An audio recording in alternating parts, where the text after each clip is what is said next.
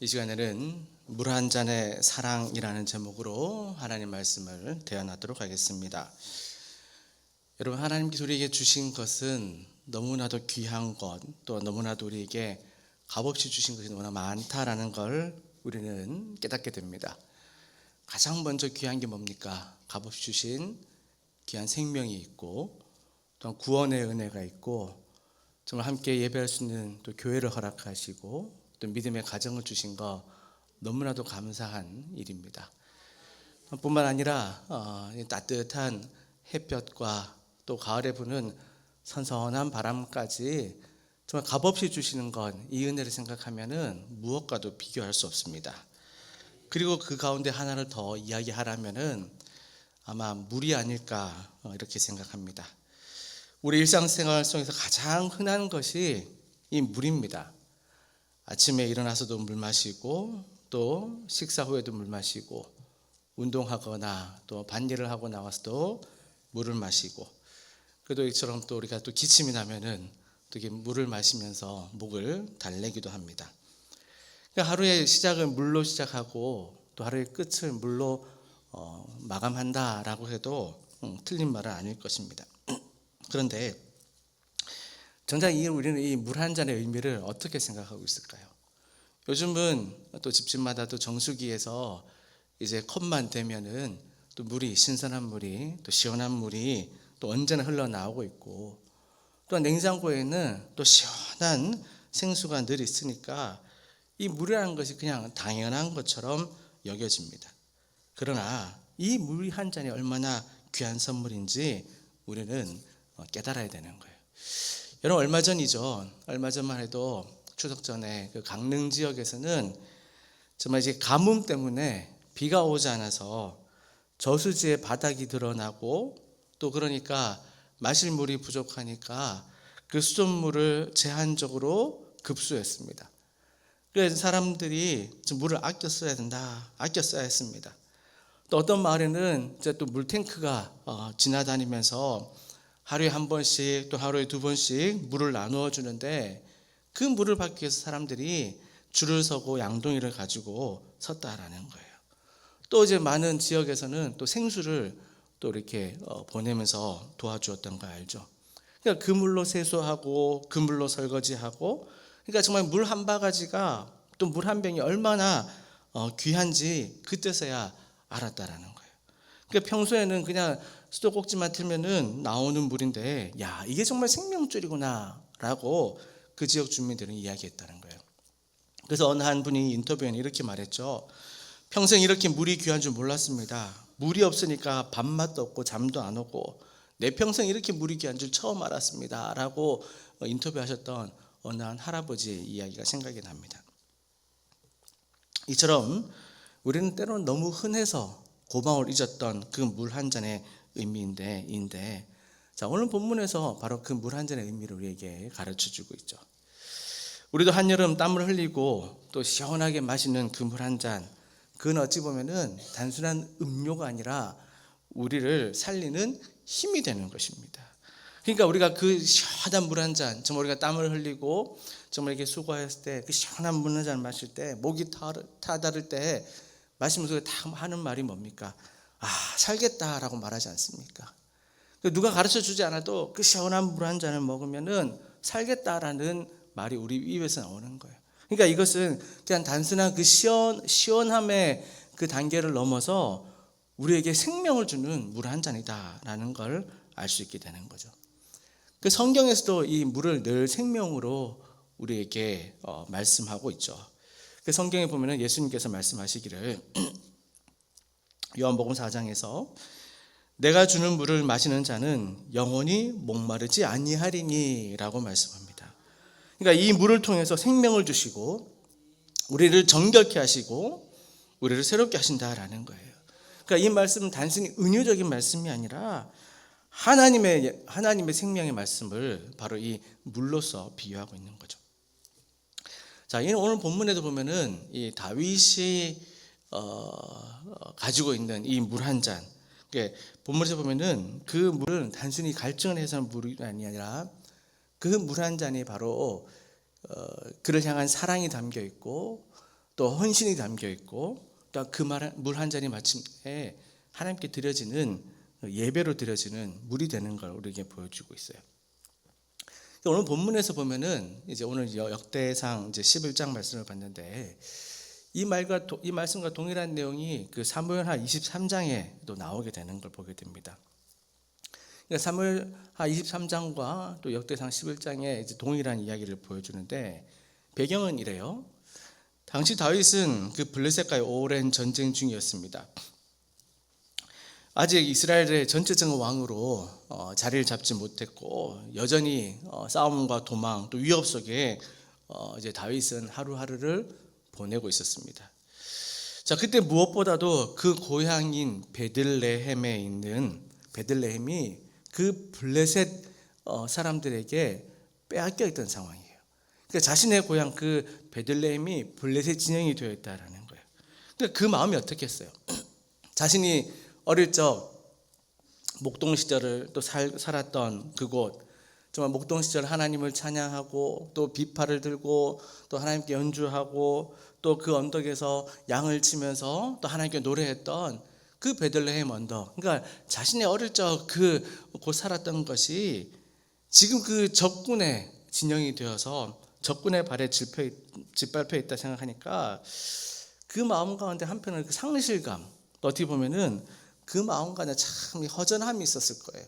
그러니까 마치 고향을 생각하면서 우리도 이런 생각을 가잖아요. 아, 고향에 가면은 이런 것이 있는데, 아, 고향에 가면은 내가 어릴 적 지내던 이런 것들이 있는데 하는 그런 이제 마음이 들었다라는 거예요.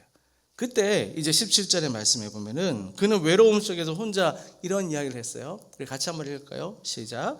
다윗이 갈망하여 이르되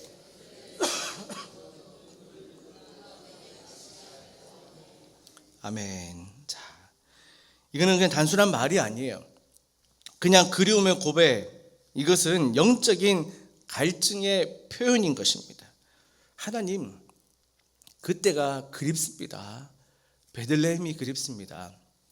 또한 그 시절 생각하면은 그가 정말 사울의 칼을 피해 도망 다니고 정말 이 힘든 나날들을 보내고 있는 상황 속에 그 시절을 생각하면은 정말 하나님 한 분만으로 충분했습니다. 정말 그 탄식으로 정말 물보다도 더 깊은 의미를 그가 이야기하고 있는 거예요. 그러니까 단순히 그 물 한 잔의 의미가 아니라 하나님의 임재와 또 영적인 회복과 또 그의 어떤 갈망 가운데 하나님을 찾는 그 영혼의 외침이었던 거죠. 자, 이렇게 그 마음을 이제 다윗이 토로할 때 이 상황 속에 이제 지금 다윗은 혼자 있는 것이 아니라 그 전쟁 중에 여러 부하들 또 여러 장군들과 함께 있었습니다. 그러니까 이제 다윗의 한숨, 다윗이 이렇게 얘기하잖아요. 누가 저 베들레헴 성문 곁 우물물을 나에게 마시게 할꼬. 누가 저 베들레헴 성문 곁에 있는 저 우물의 물을, 저 시원한 물을 나에게 마시게 할까. 이렇게 혼자 이야기하는 거예요. 이거는 명령이 아니었습니다. 누가 너 중에 가서 이 많은 부하 군인들이 있는데 누가 저곳에 가서 정말 나를 위해서 물 한 잔 떠와라. 그런 명령이 아니었어요. 그저 그의 한숨이었고 그의 탄식이었던 것이죠. 자, 그런데 이 이야기를 누가 듣습니까? 그와 다윗과 함께하고 있던 세 명의 용사가 이야기를 듣게 돼요. 자, 오늘 본문 15절에서 이렇게 시작해요. 15절에 보면요. 30우두머리 중 세 사람이 바위로 내려가서 아둘람 굴 다윗에게 이를 때에 이렇게 시작합니다. 그러니까 세 명의 용사가 있었다라는 거예요. 그러니까 다윗과 함께 그 전쟁 가운데 다윗과 함께 있었다라는 거예요. 그러니까 이 다윗이 하는 이야기, 정말 그 베들레헴 우물 곁에 성 곁에 있는 그 우물물을 나에게 마시게 할까? 이 세 명의 용사가 이 이야기를 들은 거예요. 이건 명령이 아니었습니다. 근데 다윗의 마음을 알아들었다라는 거예요. 그러니까 이 세 명의 용사는 너무나도 다윗을 잘 따르는 충직한 신하였고 군인이었고 용사였어요. 그리고 다윗을 너무나도 사랑하고 존경했다라는 거예요. 그러니까 다윗이 무슨 말을 하는지, 다윗이 하는 그 의미가 무언지 그를 알았다라는 거예요. 그러니까 이들이 정말 전심으로 다윗을 존경하고 사랑했기 때문에 이 세 명의 용사의 귀는 그 사랑의 귀를 가지고 다윗의 말을 들었다라는 거죠. 여러분, 그래요. 우리도 정말 사랑하면은 말이 들리게 되는 거예요. 그냥 우리가 들려지는 소리, 그러니까 소리로 들려지는 말이 아니라 사랑하면은 그 마음의 소리가 들린다라는 거잖아요. 그런데 여러분, 사랑하지 않으면 어떻습니까? 100번 이 들려지는 소리가 들어도 우리 마음이 동해지지 않습니다. 100번 말해도 들리지 않는 거예요. 그러나 사랑하면 어때요? 정말 그 한숨 소리만 들어도 그게 무슨 의미인지 또 무엇을 뜻하는지 안다라는 거 아닙니까? 마치 이런 거잖아요. 부모가 아이들을 키울 때 어떻습니까? 아이가 정말 말도 제대로 못할 때 엄마 물 좀 주세요, 이 말을 하기 전에 어머니는 아이를 너무나 사랑하기 때문에 저 아이의 입술이 마르고 있구나, 저 아이가 정말 이게 갈증을 느끼고 있구나 라는 걸 바로 알아차리고 그 아이에게 물을 주지 않습니까? 왜? 그 아이를 사랑하기 때문이다라는 거예요.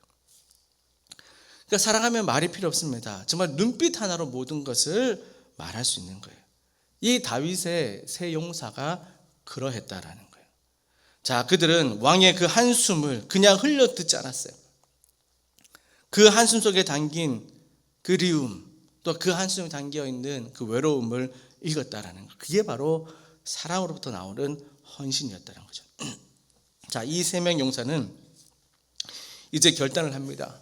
자, 서로 이제 눈빛을 주고 받았을 거예요. 그리고 그들의 칼과 방패를 가지고 곧장 베들레헴 성문 곁으로, 즉 그 블레셋 진영의 적진으로 들어가게 됩니다.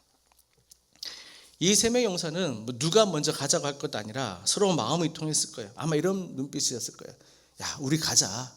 정말 다윗이 정말 저 물을 그리워하잖아. 야, 우리가 그곳이 적진이라도 우리의 목숨을 걸고라도 그 물을 떠와서 저분의 마음을 시원하게 해드리자. 그런 마음을 가졌던 거예요. 그들은 왕의 명령을 기다리지도 않았습니다. 누가 먼저 너희 보고 가라 하지도 않았습니다. 오히려 다윗은 아무것도 몰랐을 것입니다. 그냥 혼잣말로 중얼거렸는데 그 말을 사랑의 귀로 들은 그 세 명의 용사가 움직였다라는 거죠. 그런데 어떻습니까? 여러분, 사랑이 없으면 어때요? 사랑이 없으면 계산하게 돼요. 아마 그 용사들 가운데 사랑이 없다면 이거는 무리한 일이다. 저 적진에 들어가는 것은 우리의 목숨을 잃는 일이다. 우리가 꼭 그렇게까지 해야 되냐라는 마음을 그들이 가졌을 줄 몰라요. 하지만 사랑이 있는 사람은 묻지 않습니다. 야, 그분이 원하신다면 그 마음을 위해서라면 우리가 앞장서자. 그런 마음으로 이 세 명의 용사가 움직였다라는 거예요. 그렇습니다. 사랑이 없는 헌신은 오래가지 못해요. 또한 사랑에 빠진 봉사는 곧 피로로 느껴지게 됩니다. 사랑에 빠진 예배는 형식만 남게 돼요. 또한 사랑에 빠진 기도는 그저 습관이 되고 마는 것이에요.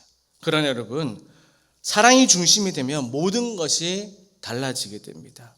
예배가 기쁨이 되고요, 봉사가 감사가 되고요, 기도가 하나님과 대화가 되고 헌신의 예배가 되는 거예요. 우리 지난주 말씀 기억하시잖아요. 주님께서 베드로에게 물으십니다.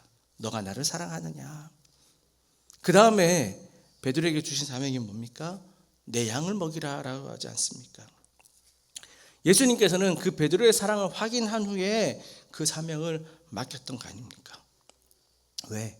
사랑이 없으면 아무것도 할 수 없기 때문이라는 거예요. 오늘날 우리 신앙의 삶도 마찬가지입니다. 우리가 예배하고 또 봉사하고 섬기고 기도할 때 정말 우리 가운데 사랑이, 주님을 향한 사랑이 우리 가운데 있어야 될 줄 믿습니다. 그러할 때 그 사랑이 있을 때 우리는 살아있는 예배를 드리고 정말 기쁨과 감사의 봉사가 되는 것이고 하나님과 온전한 관계의 기도를 세울 수 있게 되는 것이죠. 그 하나님은 지금도 이 세 사람의 용사와 같은 자를 찾고 있는 거예요. 하나님은 누가 제일 뛰어난가 이런 것을 보지 않습니다.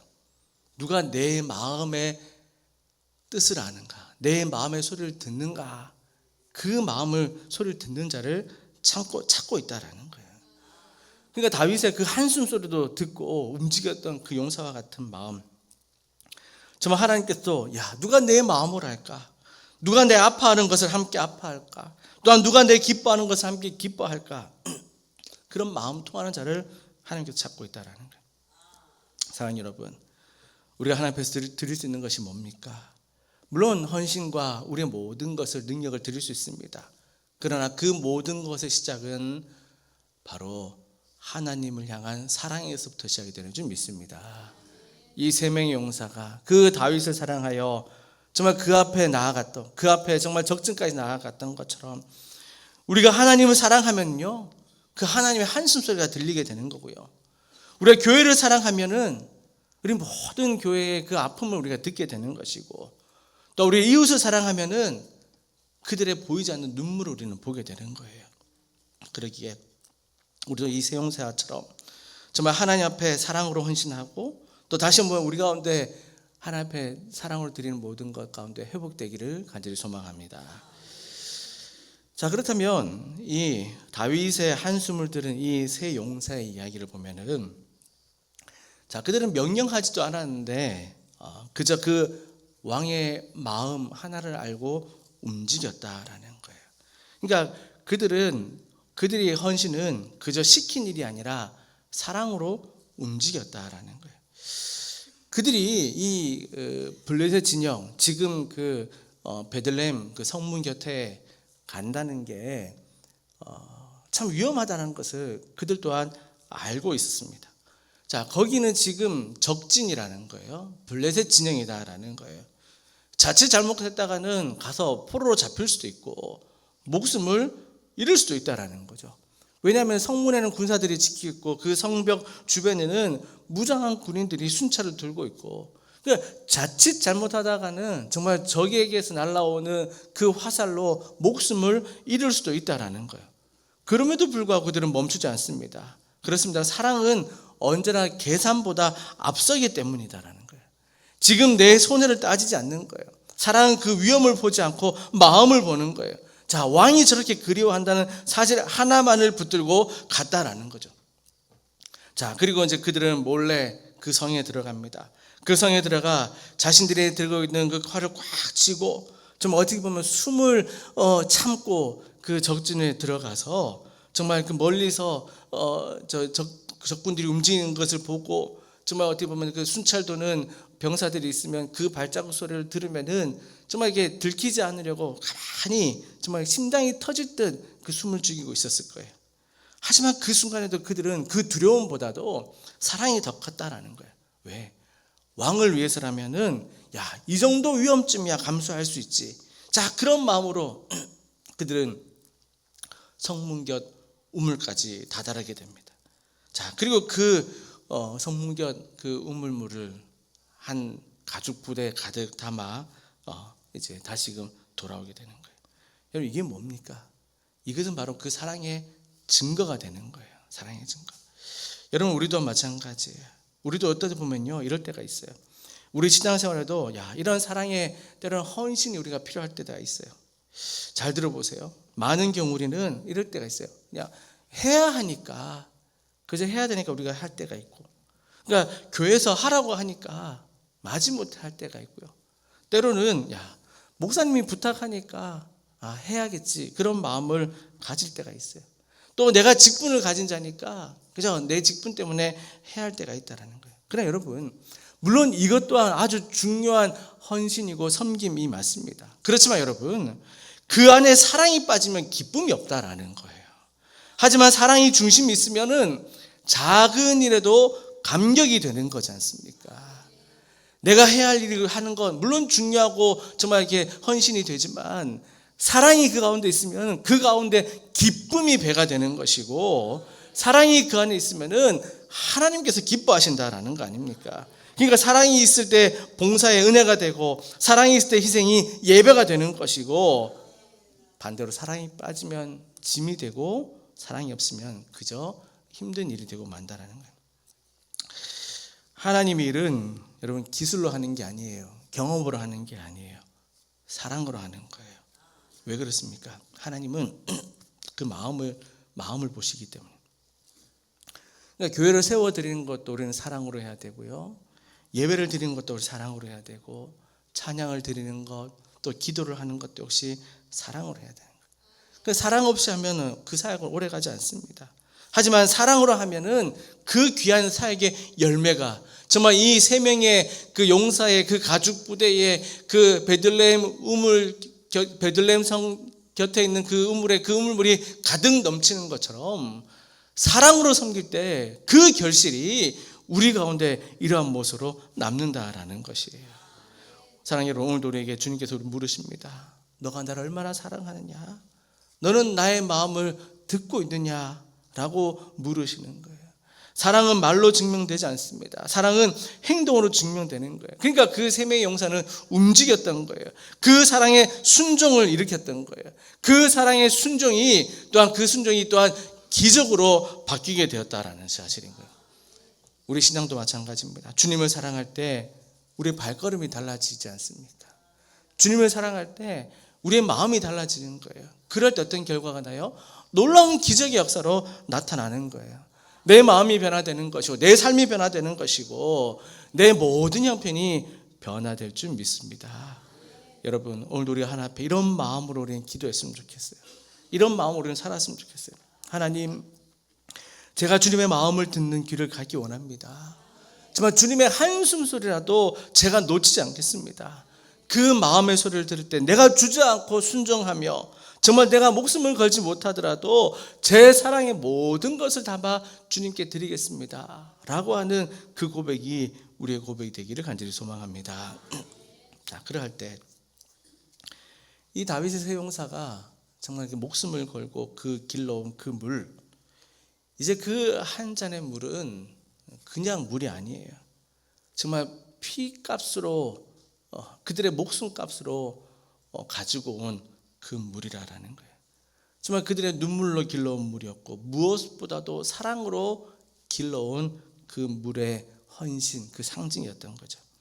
자, 그것을 이제 조심스럽게 이제 다윗에게 들고 올라옵니다. 자, 아마 그 세 명의 용사의 모습은 아마 이럴 거예요. 그 적진 가운데 몰래 숨어 갔다 왔기 때문에 온몸에는 정말 그 먼지 투성이었을 것이고, 정말 며칠 동안 씻지도 못했기 때문에 얼굴은 검게 변했을 것이고, 또한 손에는 상처가 있을 것이 뭐예요. 하지만 그들의 눈에는 두려움이 없어요. 그들의 눈빛에는 정말 왕에게 이 물을 드릴 수 있다는 그 기쁨이 가득 넘치는 눈빛을 가지고 그 물을 다윗 앞에 내어놓습니다. 그리고 이렇게 이야기해요. 왕이여, 당신이 그리하시던 그 물을 지금 가지고 왔습니다. 여러분 한번 상상해 보십시오. 야, 그 물을 내려놓는 순간 다윗이 어떻게 깜짝 놀랐을 거예요. 아마 몰라도 다윗은 그 물을 보는 순간 눈이 동그랗게 커졌을 것이에요. 그리고 이렇게 물었을지 몰라요. 너희들이 정말 이 우물물을 길러왔느냐? 정말 그 블레셋 진영 한복판에서 그 위험한 곳을 뚫고 돌아왔느냐? 그렇게 질문할 때 그 세 명의 용사는 그저 말없이 웃으면서 고개를 끄덕였을 거라는 거죠. 그러면서 왕이 원하지 않았습니까? 정말 그 얼굴에는 정말 두려움보다 기쁨이 가득했다라는 거죠. 자, 그런데 여러분, 놀라운 일이 여기서 생겨나요. 이 놀라운 일은 다윗이 그 물을 받아들였지만 그 물을 마시지 않습니다. 18절 하반절부터 19절 상반절 보면요, 이렇게 이야기해요. 다윗이 마시기를 기뻐하지 아니하고 그 물을 여호와께 부어드리고 이르되, 내 하나님이여, 내가 결단코 이런 일을 하지 아니하리다. 생명을 돌아보지 아니하고 갔던 이 사람들의 피를 어찌 마시리까? 여러분, 이 물은 목숨을 건 사람들의 피가 아닙니까? 라고 다윗은 이야기하고 있는 거예요. 다윗은 그 물을 한참 동안 찾아봤을 거예요. 야, 이 물은 그냥 단순한 물이 아니구나. 정말 저 세 명의 용사가 목숨을 걸고 길러온 물이니 정말 저 세 명의 피값보다 더 귀한 것 아닐까. 정말 이렇게 생각한 거예요. 그저 단순히 우리의 목을 축이는 그 물이 아니라 정말 사랑이 담겨 있고 생명으로 채워진 그 물, 정말 그 물이라는 거예요. 그래서 다윗은 그 물을 정말 감히 마실 수가 없었던 거예요. 그 물을 마신다는 것은 정말 그들의 희생을 내 만족을 위해서만 사용하는 그 수단으로만 여겨질 거라 생각하기 때문에 그 물을 마시지 못했어요. 그리고 다윗은 어떻게 해요? 자, 조용히 고개를 숙이고 이렇게 고백해요. 내 하나님이요, 내가 결단코 이 물을 마시지 않겠습니다. 정말 이 물은 저 사람들의 목숨 같은 피입니다. 그리고 다윗은 어떻게 해요? 그 물을 땅에 부어요.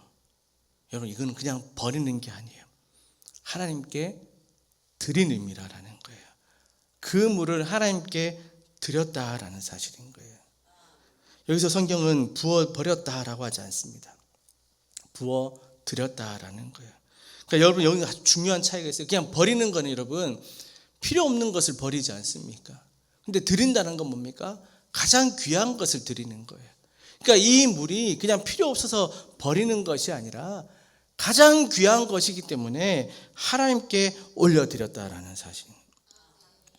이 장면을 우리가 신약 성경에서 참 비슷한 모습으로 떠오르는 장면이 있잖아요.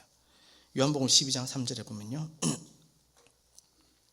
마리아는 지극히 비싼 향유 곧 순전한 나드 한 근을 가져다가 예수의 발 아래 붓고 자기 머리털로 그 발을 닦으니 향유 냄새가 집에 가득하더라. 그래서 뭡니까? 그 향유가 가득, 그 냄새가 가득했다. 그러니까 그 사랑의 향기, 그 헌신의 향기, 그 예배의 향기가 그것 가운데 가득했다 말하고 있는 거예요. 그러니까 마리아의 행동이 뭡니까? 사람들 눈에 보기에는 그 향유를 부어버리는 낭비같이 보였지만 예수님 눈에 보이기에는 그게 아니라는 거예요. 그 장래의 일을 생각하고 또한 그 하나님께 드리는 예배의 모습으로 부어드렸다라는 거예요. 그러니까 그 향유를 깨트렸다라는 것은 그 향기가 사라지지 않는 거야.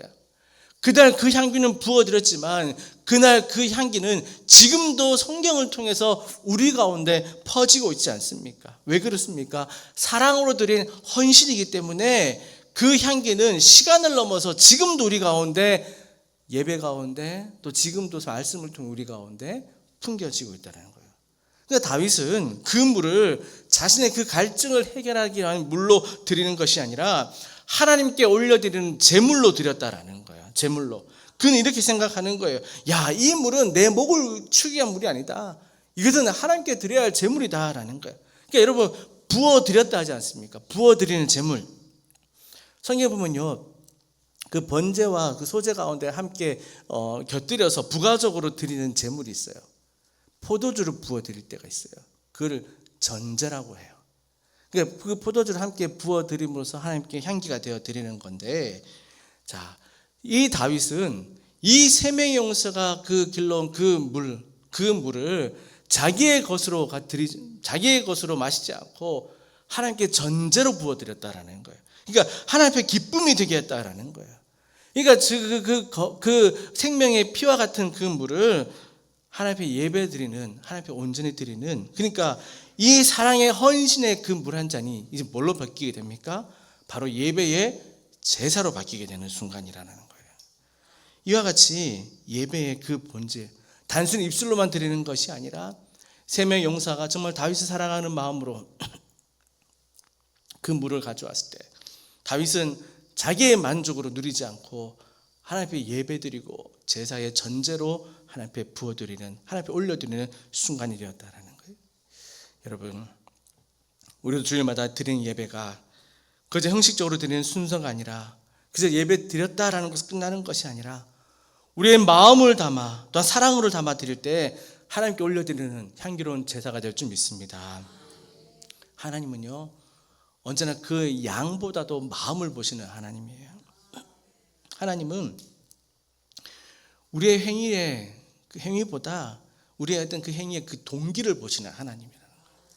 결과보다 그 마음의 동기를 보시고 또 그 마음의 중심을 보시는 하나님 아닙니까?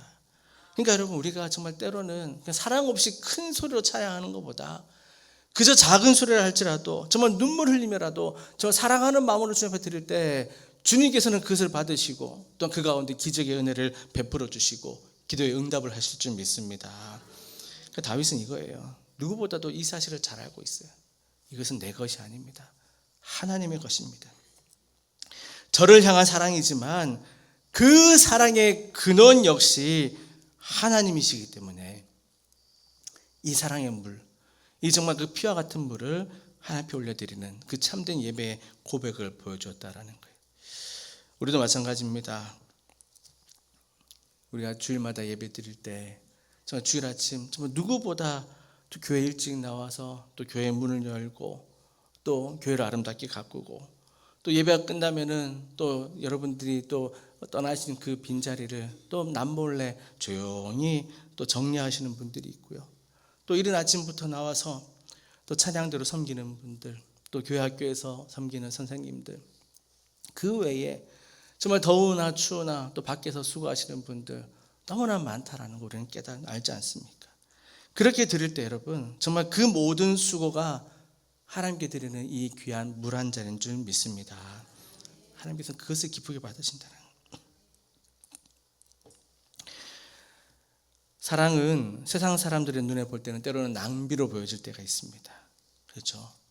그 마리아가 그 옥합을 깨뜨렸을 때 제자들은 뭐라 했습니까? 야, 저걸 팔아서 가난한 자들 도왔으면 얼마나 더 좋지 않았을까? 그러나 예수님께서 말씀하십니다. 그 요한복음 12장 7절에 이르시기를 말씀하십니다. 예수께서 이르시되 그를 가만두어 나의 장례할 날을 위하여 그것을 간직하게 하라. 사람들이 보기에는 낭비였지만 그것은 사랑의 예배였던 거예요. 다윗도 마찬가지입니다. 다윗이 부어드린 그 물도 마찬가지예요. 아마 세용사는 이렇게 생각했지 뭐예요? 아니 그 귀한 물을 왜 버립니까? 하지만 다윗은 그것을 버리는 것이 아니라 부어드린 전제로서 하나님 앞에 드렸다라는 것이죠. 사랑하는 여러분, 오늘도 우리 삶 속에 이런 예배가 회복되기를 소망합니다. 우리의 작은 것이라 할지라도 저 사랑으로 드릴 때 저 하나님께서는 우리의 마음을 받으시고 또 이 우리의 마음을 통해서 우리의 순종의 마음을 통해서 우리에게 기적을 베풀어 주실 줄 믿습니다. 그런 여러분 우리 가정에서 예배할 때 또 우리 구역에서 예배할 때 또 우리 함께 모여 예배할 때마다 정말 우리가 이 세용사의 마음처럼 정말 주님의 마음, 주님의 그 사랑의 마음을 우리가 깨닫고 정말 다윗의 고백처럼 이 물은 목숨을 건 사람들의 피기에 내가 마실 것이 아니라 하나님께 드린다는 그 마음, 정말 이제 우리가 말씀 앞에 던져야 될 물이 뭐가 있습니까? 내 삶 속에서 정말 하나님 앞에 드릴 이 물을 우물물, 정말 내 삶 속에서 드릴 이 물 한 잔이 뭐가 있을까? 여러분 특별한 것이 아니에요. 우리 진정한 마음 속에 드려지는 모든 것들, 정말 하나님의 그 마음을 알아간다는 것들. 그러니 예수님께서 베드로에게 정말 너가 나를 사랑하느냐라고 말씀하시는 것처럼, 야 오늘도 주의 마음을 알고 또 주의 마음을 시원하게 드릴 수 있는 믿음의 거룩한 백성 되기를 축복합니다. 오늘 예배가 끝날 때도 마찬가지. 야 우리가 정말 주님께 드린 물 한 잔이 뭐가 있을까? 이런 거예요.